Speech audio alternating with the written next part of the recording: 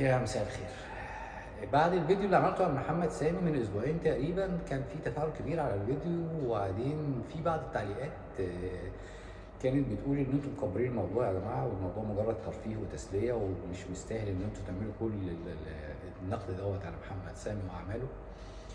والحقيقه انه لا، إن لازم نتاكد ان علماء النفس وخصوصا مهتمين بالسلوك بياكدوا ان السلوك ده عامل مكتسب، السلوك مهاره مكتسبه الناس بتكتسبها من اللي بيشوفوا حواليها. وعشان ياكدوا على الموضوع دوت عملوا تجربه اسمها البوب دول. جابوا طفل حطوه في غرفه مقفوله مفيش فيها غير شباك واحد بيطل على غرفه تانيه، الغرفه التانيه فيها عروسه وفيها راجل كبير، والراجل دوت بعد شويه بيبدا يقوم يهين العروسه ويبدا يضربها بايديه وبرجليه وبعصايه وحتى بشاكوش، فيبدا الطفل يبص ويبدا يسجل كل اللي بيحصل حواليه. وبعدين مره في الثانيه في الثالثه، وبعدين تيجي المرحله الثانيه من التجربه يدخلوا الطفل عند الغرفه اللي فيها العروسه من غير ما حد يوجهه ولا يقول له اي حاجه ولا حد يتكلم معاه في الموضوع اساسا. فالغريب ان يلاقوا الطفل بيعمل نفس بالظبط اللي كان بيعمله الراجل الكبير. وعلشان يبرهنوا ان الموضوع فعلا سلوك على قد ما بتشوف، بداوا يجيبوا مجموعه تانيه من الاطفال يوروهم عنف اقل شويه من العنف اللي شافه الطفل. يعني حبه شتيمه صغيره، ضرب بالايد بس، فلقوا ان الاطفال بتعمل نفس بالظبط اللي بتعامل العروسه بنفس الطريقه اللي شافت بيها برضو الراجل الكبير بيعملها ازاي، باقل عنف. وبالتالي السلوك هنا سلوك مكتسب، العنف وخصوصا في العنف والسلوك اللا اخلاقي. وده بالظبط اللي بيعملوه الناس المسؤولين عن الميديا والافلام والاعلام عندنا. هم عارفين كويس قوي بيعملوا ايه، وعارفين كويس قوي ان السلوك ده مكتسب. فتلاقي النهارده واحد بيعمل عمل عنيف ايا يكن، محمد رمضان مش عارف بيعمل ايه فيبقى لابس واحد قميص نوم، فتلاقي بعدها باسبوعين ثلاثه واحد بيتخانق مع واحد تاني فيلبسه قميص نوم. مش عارف مين بيخون مراته بطريقه ما فتلاقي نفس الشيء.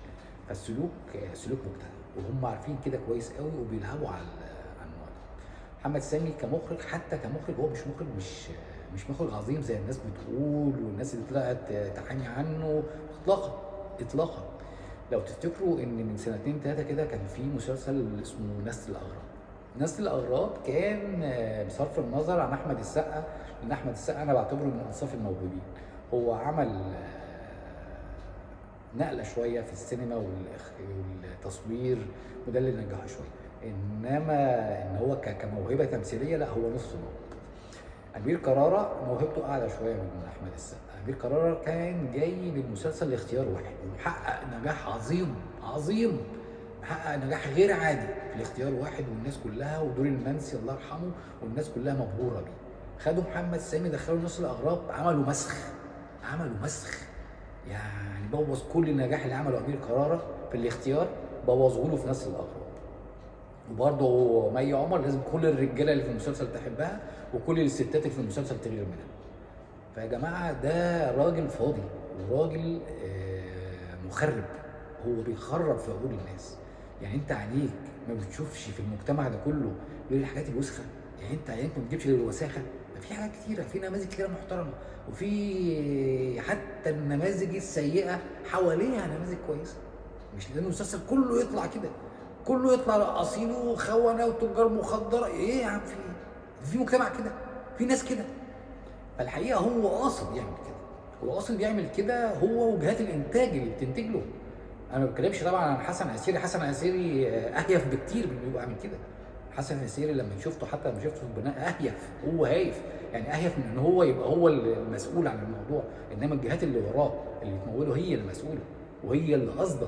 والموضوع مش ان هم قاصدين بس المجتمع المصري، هم قاصدين المجتمع العربي بالكامل. هم عايزين يهدوا الاسره، هم عايزين يهدوا الاسره العربيه علشان يخوخوا المجتمع العربي. المقصود المجتمع العربي كامل، المقصود مش مصر والسعوديه والسعوديين. حتى الاعمال السعوديه اللي بيعملوها ناس كتير من السعوديين بيقولوا لا احنا مش كده، المجتمع بتاعنا مش كده. فيا جماعه دول قاصدين يخربوا، قاصدين يخربوا، وقاصدين، هم عارفين كويس قوي وفاهمين السلوكيات وفاهمين السلوكيه وعارفين هم بيعملوا ايه. فمحمد سامي مخرب وما هوش موهوب، ده فاشل. وصباح الفل.